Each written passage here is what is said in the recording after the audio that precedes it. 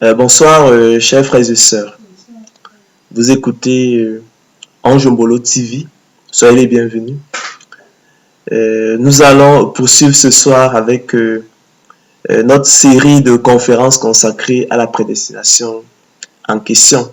Ce soir, nous allons répondre à la question de savoir s'il ne faudrait pas mieux ne pas parler de la prédestination, car elle pourrait tant être comprise de travers, à l'envers, et enfermer les élus de Dieu dans l'apathie complaisante. Ne faudrait-il pas mieux ne pas parler de la prédestination, car elle pourrait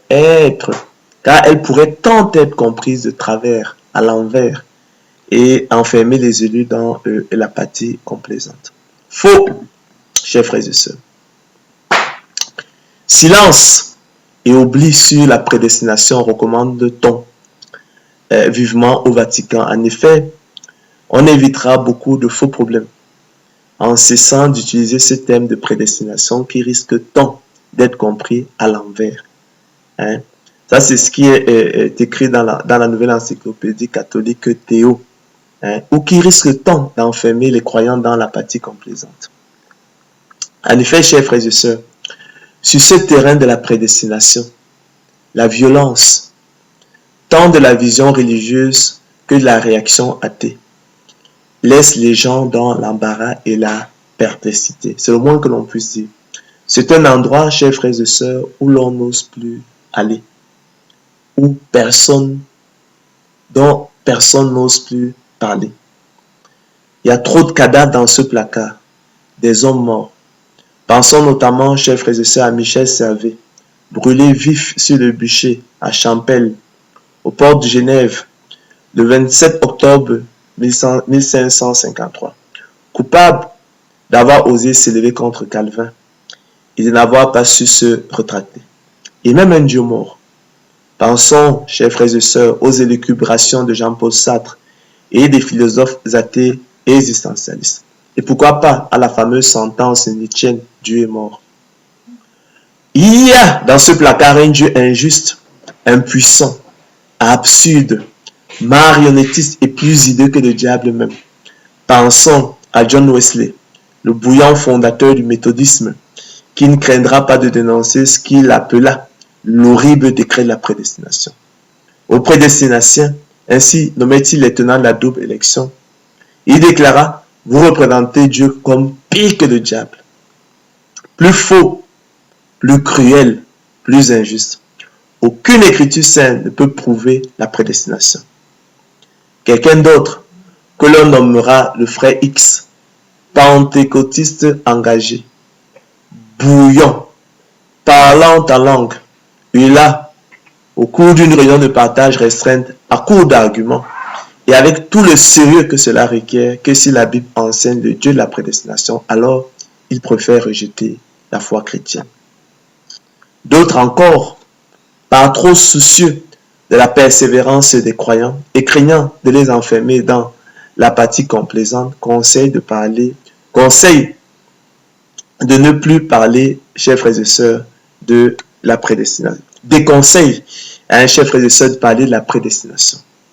Alors, comme certains ont cru bien penser, l'on verrouillera ce placard et on ne l'ouvrira plus jamais.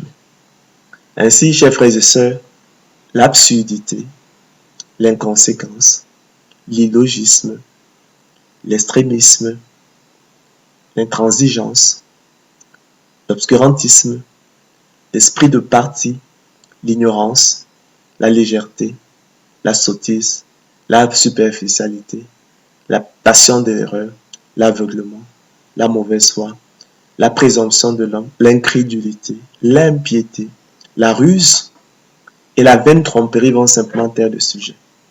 Mes chers frères et sœurs, avons-nous le droit d'abdiquer face à un sujet aussi capital? De laisser la vérité maintenue injustement captive et d'abandonner les brebis du Seigneur entre les griffes de mercenaires et autres apôtres du ministère de la condamnation, du ministère de la loi, du ministère de la malédiction. Pour ma part, je ne me lasserai point Je ne laisserai point, je n'abdiquerai point. Et si, par malheur, je le faisais, le Seigneur Jésus susciterait même des pierres, parce que sa parole ne saurait être lue. Je m'attellerai donc toujours à ma tâche.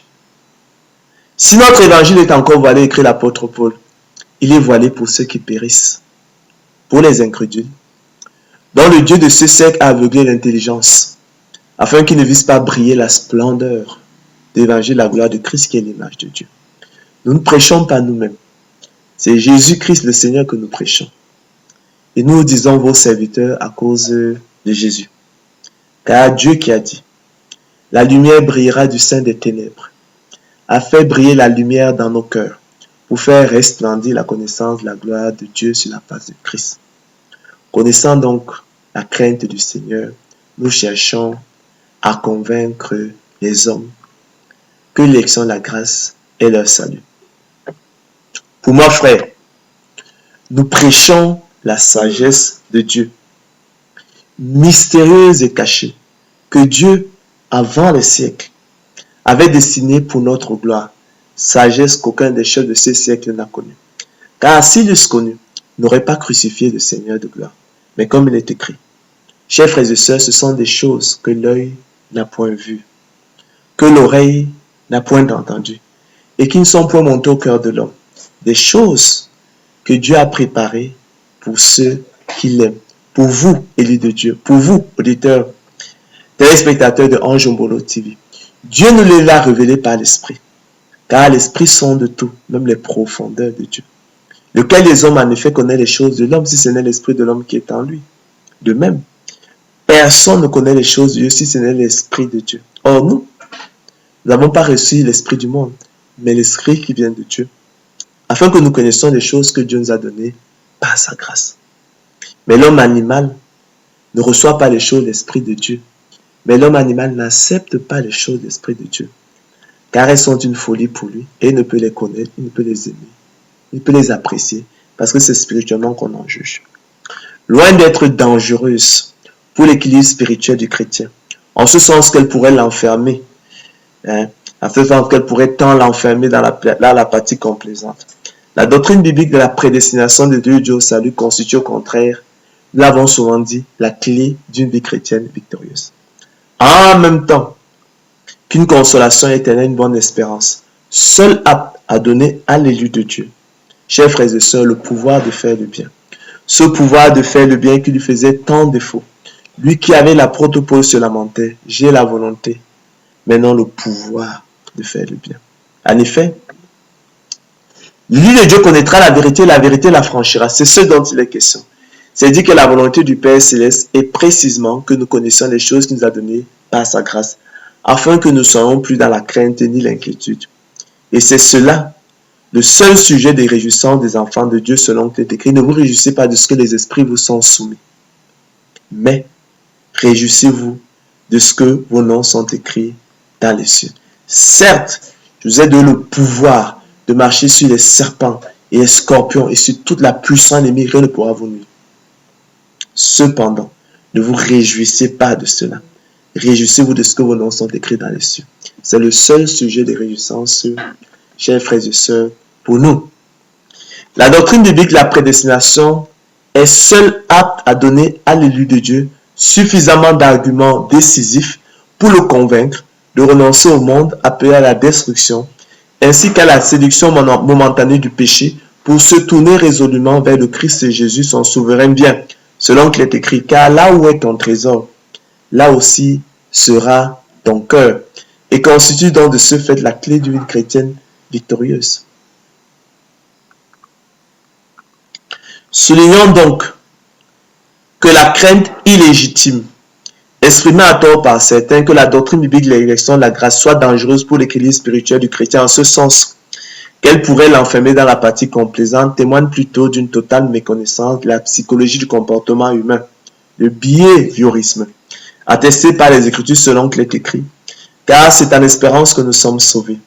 Or, l'espérance qu'on voit n'est plus espérance. Ce qu'on voit, peut-on l'espérer encore? Mais si nous espérons ce que nous ne voyons pas, nous l'attendons avec persévérance, loin de la négligence du laisser-aller, du relâchement, de l'infidélité, de l'insouciance, de la passivité, du renoncement, de la résignation, de l'engourdissement, de l'abandon, de l'indolence, de l'inertie et de la paresse propre à l'apathie. Voyez quel amour le Père nous a témoigné pour que nous soyons appelés enfants de Dieu. Et nous le sommes, chers frères et sœurs. Si le monde ne nous connaît pas, ce qu'il ne l'a pas connu, bien aimés, nous sommes maintenant enfants de Dieu. Et ce que nous saurons n'a pas encore été manifesté, explique l'apôtre Jean. Mais nous savons que lorsque cela sera manifesté, nous serons semblables à lui, parce que nous le verrons tel qu'il est. Quiconque a cette espérance, dit-il, en lui, se purifie comme lui-même est pur. Quiconque a cette espérance en lui, se souille-t-il? Non. Quiconque a cette espérance en lui, se purifie comme lui-même est pur. Parce que cette espérance est grande. Voyez également, chers frères et sœurs, le schéma, la logique interne et l'esprit de suite de l'exhortation de l'apôtre Paul aux Thessaloniciens. Dans la seconde épître qu'il leur adresse, selon qu'il est écrit. Pour nous, frères bien-aimés du Seigneur, nous devons à votre sujet rendre continuellement grâce à Dieu. Parce que Dieu vous a choisi dès le commencement pour le salut. Par la sanctification de l'esprit, par la foi en la vérité. C'est à quoi? Il vous a appelé par notre évangile pour que vous possédiez la gloire de notre Seigneur Jésus-Christ. Ainsi donc, frères, demeurez fermes. Après leur avoir annoncé la bonne nouvelle l'élection de la grâce, ce choix que Dieu a porté sur eux dès avant la fondation du monde, il leur dit, demeurez fermes et retenez les instructions que vous avez reçues, soit par notre parole, soit par notre lettre. Que notre Seigneur Jésus-Christ lui-même et Dieu notre Père, qui nous a aimés et qui nous a donné par sa grâce une consolation éternelle, une bonne espérance, console vos cœurs et vous affermisse en toute bonne œuvre et en toute bonne parole. Bien plus, relevons que l'amour de Dieu constitue le trait de famille et le signe distinctif des enfants de Dieu. Or, selon qu'il est écrit, l'amour de Dieu consiste à garder ses commandements. Par conséquent, chers frères et sœurs, l'homme ne saurait être enfant de Dieu et négliger sa parole et ses commandements en vivant dans la négligence, l'insouciance de laisser aller, le relâchement et la paresse propre à l'apathie complaisante selon qu'il est écrit. Celui qui dit « Je l'ai connu » et qui ne garde pas ses commandements est un menteur, tout simplement, la vérité n'est point en lui.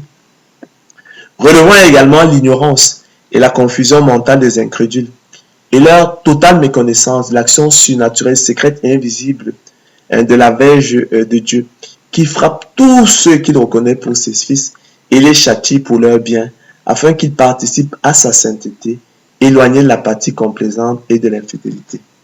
Relevons enfin, chers frères et sœurs, que la bonne attitude n'est pas de juger de la pertinence ou non d'une doctrine biblique, surtout lorsqu'on ne la comprend même pas. Nous avons le simple devoir de prêcher la parole de Dieu. Toute la parole de Dieu et rien que la parole de Dieu. En effet, toute écriture est inspirée de Dieu. La prédestination, selon le bon plaisir de la volonté de Dieu, est inspirée de Dieu et utile pour enseigner, pour convaincre, pour corriger, pour instruire dans la justice, afin que l'homme de Dieu soit accompli et propre à toute bonne œuvre.